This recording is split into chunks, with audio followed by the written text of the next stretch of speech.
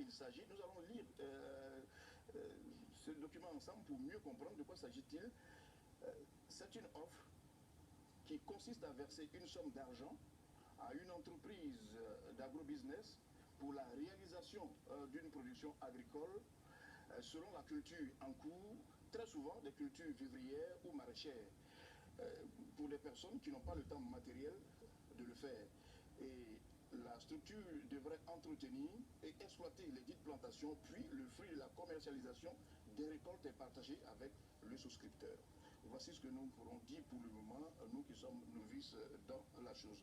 Donc je voudrais, après cette question qu'on a eu à poser, de quoi s'agit-il, et décrire rapidement la situation. Madame Kofi.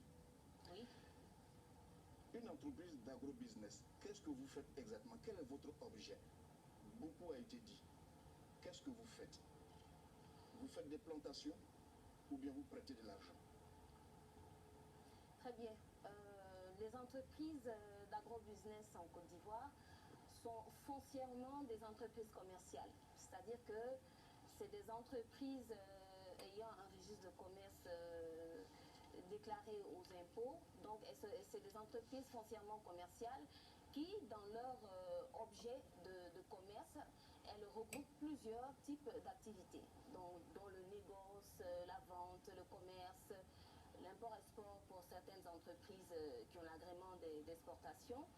Et ces entreprises-là tournent aussi leurs prestations de services pour la plupart vers l'agrobusiness. L'agrobusiness qui est en fait de l'agroéconomie, parce que business ça veut dire affaires, donc c'est tout simplement toutes les affaires, tout ce qui est moyen financier, matériel, humain, logistique, qui est régi autour de l'agriculture.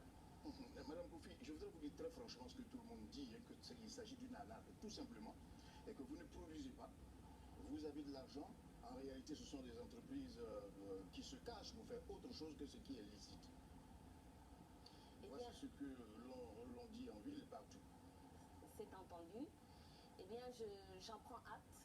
Retenez que je suis là sur ce plateau pour défendre une corporation. Oui, c'est clair, c'est connu. C'est une corporation. Cela est la question. L'agrobusiness, je dirais plutôt l'agroéconomie, n'est pas de l'escroquerie. C'est une activité à part entière, une activité qui révolutionne le monde agricole. Oui, lorsqu'on regarde aussi dans vos documents objets, vous dites plantation, clé en main, ensuite, et vous mettez même divers, dans divers, qu'est-ce qu'il faut? Il faut y mettre. Avouons que dans divers, on peut mettre beaucoup de choses. Du blanchiment d'argent, par exemple. Appelons les choses par leur nom. Oui, dans divers, cela peut bien intervenir, blanchiment d'argent. Mais tout le monde sait, en tant que citoyen, connaissant au moins le minimum de droits, que le blanchiment d'argent est interdit. Mais qui blanchit l'argent?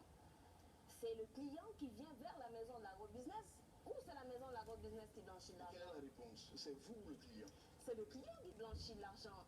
C'est comme si vous dites qu'en son temps, on avait connu des détournements à la BCAO et il a été tout simplement partagé des billets, des numéros de billets qui ont circulé un peu partout, où même ces billets pouvaient se retrouver derrière la caisse de monnaie de la vendeuse d'Aloco.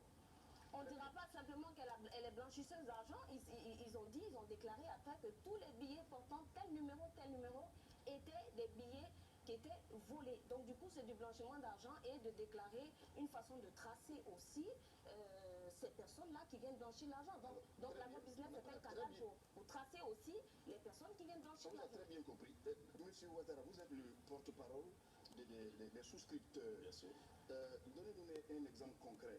Vous avez déposé de l'argent et par la suite, en retour, vous avez reçu de l'argent. Évidemment, merci M. Nassafona. Notre fonctionnement est de par l'agrobusiness. Quand vous souscrivez en tant que souscripteur, au bout de 6 mois à 2 semaines, vous partez d'abord aux appels, vous pouvez avoir des SMS, vous rentrez dans un lieu précis pour recevoir votre chèque et vous partez sur votre argent, tranquille. Et nous, c'est comme ça que tout fonctionne depuis que nous avons souscrit. Depuis 2015, moi j'ai souscrit et nous avons souscrit et nous sommes souscripteurs à ces agrobusiness et ça a pu fonctionner comme ça. Mais M. Ouattara, vous ne vous êtes jamais posé la question de savoir, je mets 10 francs là, et plus tard, j'ai 1000 francs, c'est vendre de l'eau en plein désert. C'est forcément fait des bénéfices très forts. Oui, monsieur Lassine Fofana, je ne sais pas pourquoi je vais m'embêter quand je sais qu'en lisant le contrat, il est bon, il est fiable, il est légalisé, il est certifié, conforme. Moi, je donne mon pognon, je n'ai pas le temps d'aller au champ. Donc, s'il y a des promoteurs qui puissent fructifier mon argent de ce point de vue, je donne et puis tranquille, j'attends mon retour sur l'investissement. Et c'est ce que nous faisons, et c'est en cela nous sommes satisfaits. Nous avons tous été satisfaits de ces entreprises. Très bien. Et l'État du Côte d'Ivoire a regardé la situation, l'État du Côte d'Ivoire a douté. Et l'État du Côte d'Ivoire, à partir d'un moment, a dit je siffle la fin du match. Monsieur Redoumi, là, je m'adresse maintenant à Monsieur Redoumi, elle l'a dit très clairement, nous avons des plantations, nous produisons, nous vendons. Vous avez fait des enquêtes, vous êtes allé sur le terrain, qu'avez-vous découvert? Merci. Je crois que ce n'est pas ce qu'elle a dit exactement. Elle a dit qu'ils sont dans l'agro-business, l'agroéconomie, ils font beaucoup d'activités. Export, import, ils font toute activité, y compris l'activité agricole.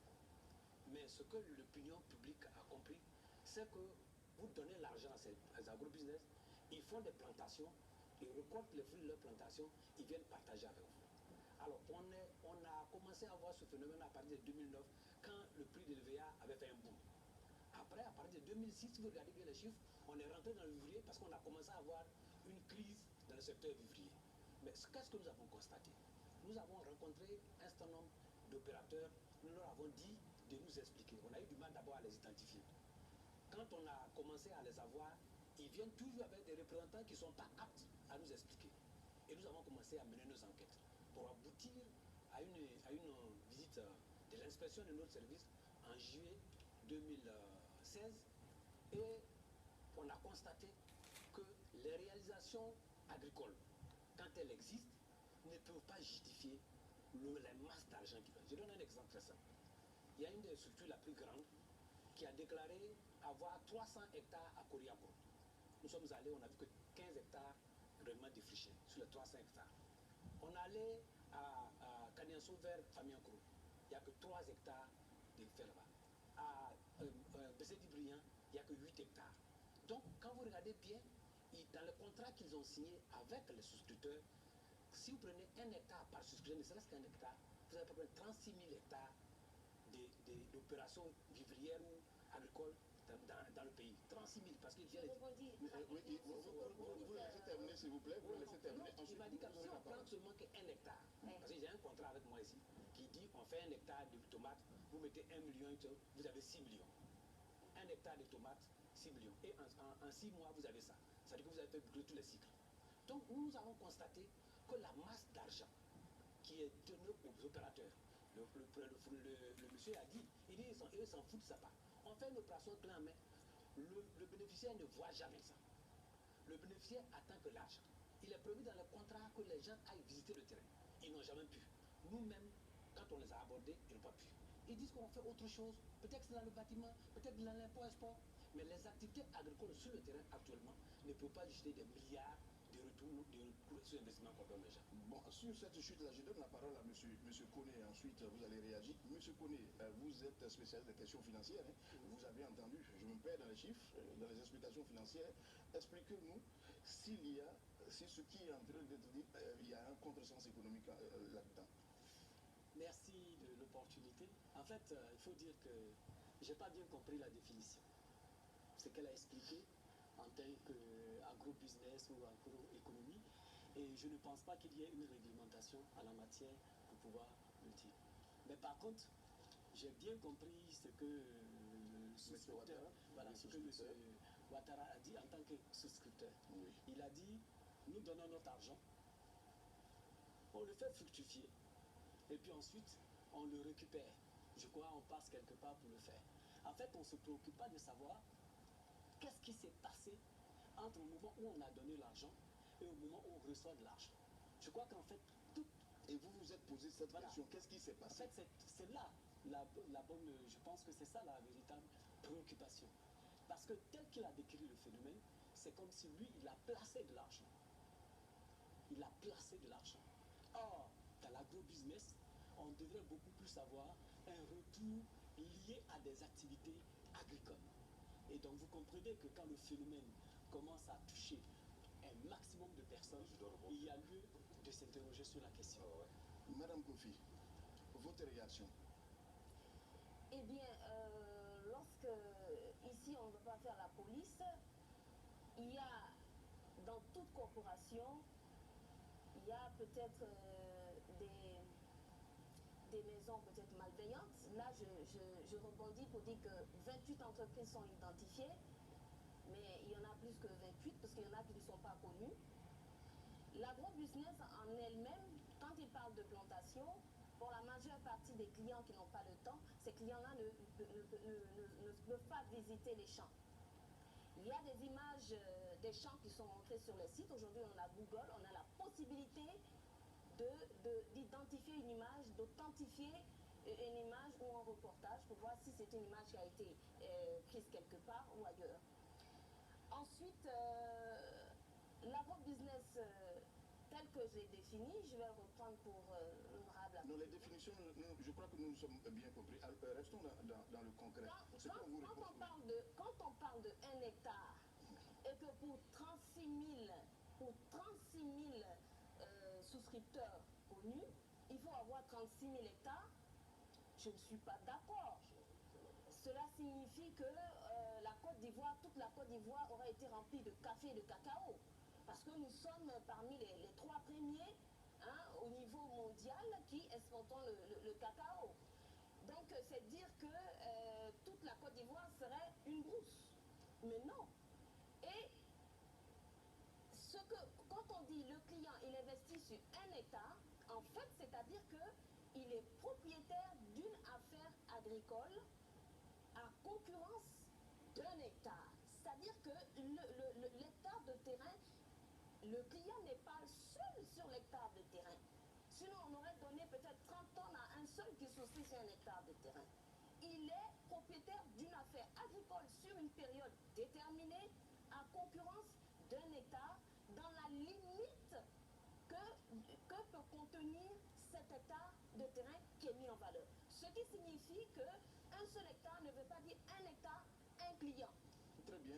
Monsieur Ouattara, oui, votre réaction par rapport à cela? Oui, ma réaction par rapport à cela, elle est liée à l'intervention de M. Kouledrissa, qui dit que nous, clients, nous donnons notre argent, on ne se soucie pas de ce qu'ils en font. Oui, pourquoi voudriez-vous que je me soucie quand je sais que le contrat qui me lie avec l'entreprise est fiable, le contrat il est bon? Je dis quoi? Nous, souscripteurs, pour la plupart à monvenir.com, vous partez, il y a un contrat qu'on vous remet. Vous lisez le contrat. Vous êtes convaincu du contenu du contrat. Dans le contrat, il est stipulé, si vous, le client, vous voulez aller visiter le champ, la plantation, vous y allez. Mais monsieur Lassine Fofana, moi, je donne mon argent. Je n'ai pas le temps d'aller au champ. C'est parce que je n'ai pas le temps que je prête, je donne mon argent. Ce n'est pas un placement. Encore moins, je dirais pratiquement, c'est un contrat où je suis d'accord avec le contenu, les clauses. Et quand ils le font, j'attends mon retour sur investissement. Et quand j'ai le temps et que je dois aller visiter le champ, je prends soin d'informer mon technicien agricole, je vais aller visiter le champ, il prend toutes les dispositions et puis on va en visite si je le veux bien. Mais à partir de ce moment, je ne voudrais même pas. Et puis l'État s'est mal invité dans ce débat. Dans la mesure où on abordera ce débat, franchement. L'État s'est mal invité, vous le dites, c'est très fort ce que vous dites. Oui, je n'assume raison. Il y a 2 représentants de l'État sur le plateau. Donc, oui, M. Bredoumi. Oui, je veux bien comprendre qu'on dise que chacun n'a pas 1 hectare. Mais on veut produire des produits. Nous avons fait des constats clairs. Depuis 2009 qu'on fait des l'EVA, on n'a pas vu des plantations d'EVA livrées aux gens. Ça c'est 1. De 2, ils ont commencé à parler, vous vous rappelez tous, les Ivoiriens sont témoins, en 2016, à cette période-là, on était à une crise difficile de livraison de produits vivriers sur le marché. On faisait des publicités partout pour dire qu'on produisait la tomate, on faisait des choses. Pourtant la tomate manquait sur le terrain. Sur quelle plateforme les gens livraient ces produits-là? Pour aller en export, je suis le directeur général chargé de la production. Ce sont les services qui donnent les certificats phytosanitaires par là à l'extérieur. Exclusivement. Ah oui, oui. Ah oui, les règles internationales, la CIPV, disent que les pays, c'est des règles régalières, madame. Si vous l'avez fait ailleurs, dans n'importe quel pays, c'est le ministère en charge qui, à tel point qu'il y a, quand il y a un problème, on saisit directement l'État ivoirien pour le prévenir. Que ce soit le cacao, que ce soit l'anacarde. Et ce sont les services. Moi, je n'ai jamais donné des certificats phytosanitaires. Vous ne vous rappelez pas en avoir donné. Que fait l'ANADA alors? L'ANADA, c'est un laboratoire d'analyse. Et le qui ne dépend de moi. NSP? L'NSP ne dépend pas de moi, c'est le ministère de l'Agriculture qui est le seul ministère à habilité à délivrer les certificats phytosanitaires pour aller à l'extérieur. Quand ce soit le cacao, là on a tous les produits. Si vous l'avez fait... Et l'NSP passe par vous? L'NSP, le laboratoire national de santé. Bon, dans tous les cas, c'est pas mon affaire. Si vous voulez avoir des problèmes de fièvre jaune, Mais des ça